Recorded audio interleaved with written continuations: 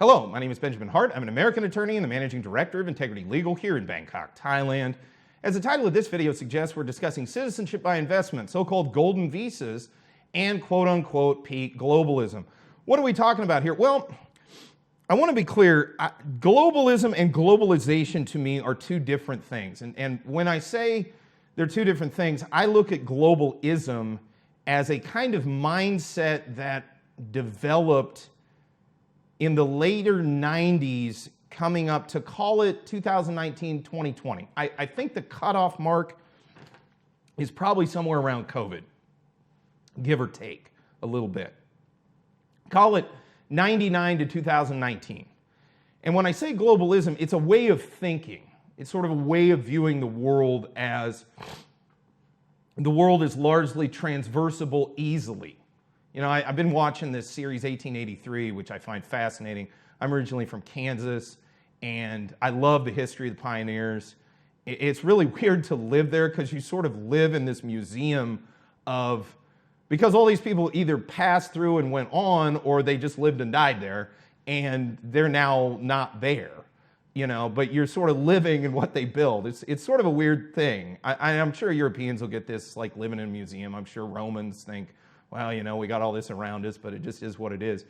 In any event, globalism to me, globalism, the thinking, is this sort of, I think digital nomadism, for example, came about as sort of a byproduct of this globalism way of thinking. And I'm not using the term globalist in sort of the negative or pejorative that I've seen via certain folks out there on the internet. I just mean in a much more sort of banal way, a very basic way of thinking about the world, basically that it's easy to travel and navigate international travel, that it was very easy to just hop around, work in different places. Long story short, and for whatever reason, I think that era has ended. Now, I want to be clear, globalization hasn't gone anywhere. There's still international trade. Different trade blocks, if you will, are going to continue to trade. But this globalism, if you will, of, you know, frankly, the circumstances that allowed me to come to Thailand, I seriously question if they're going to be there. You know, that was 15 years ago. I seriously question if that's going to be the same 15 years from now. And I really do. Now, will the physical ability be there? Possibly. But as we see this kind of overall global decoupling, and this is happening in many, many ways. You know, I'm not talking here about just so-and-so's mad at so-and-so, or this country's joining that, or done. No, we kind of hit this high point where it was very integrated for like a moment.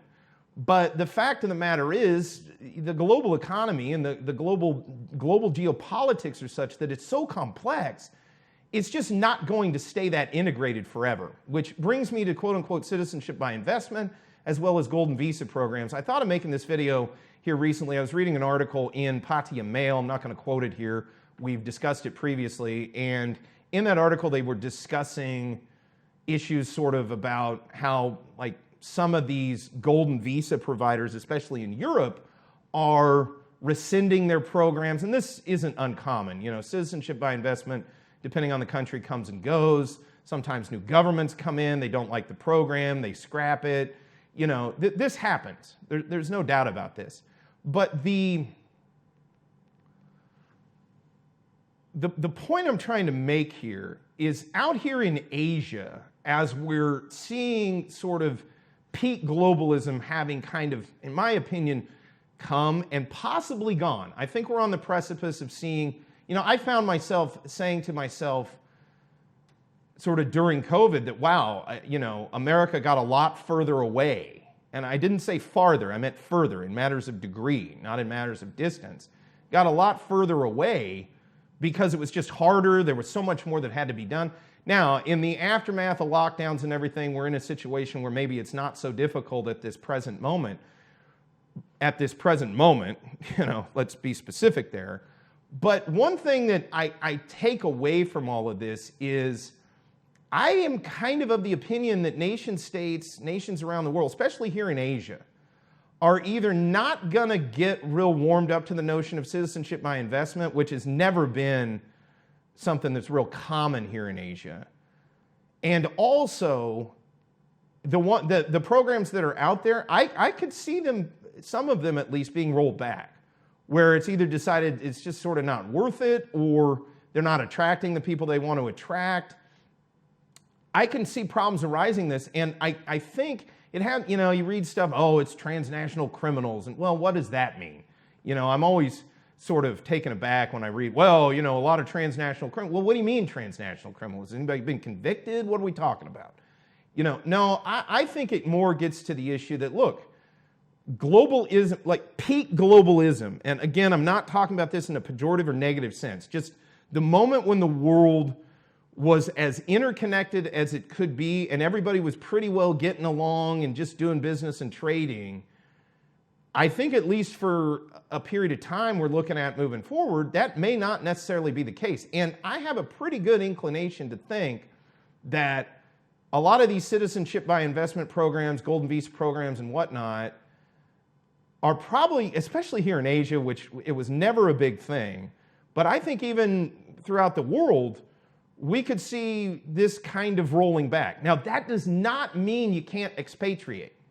I want to be clear on this. I don't think that's happening at all. In fact, I actually think Asia is probably relatively welcoming, especially of foreign expertise. But I have a pretty good feeling we're not going to see forever, you know, at least into the immediately foreseeable future, out a year or two, where we're possibly not going to see this mass of second citizenship options and golden visa options that we've been used to dealing with roughly the past 5 years or so.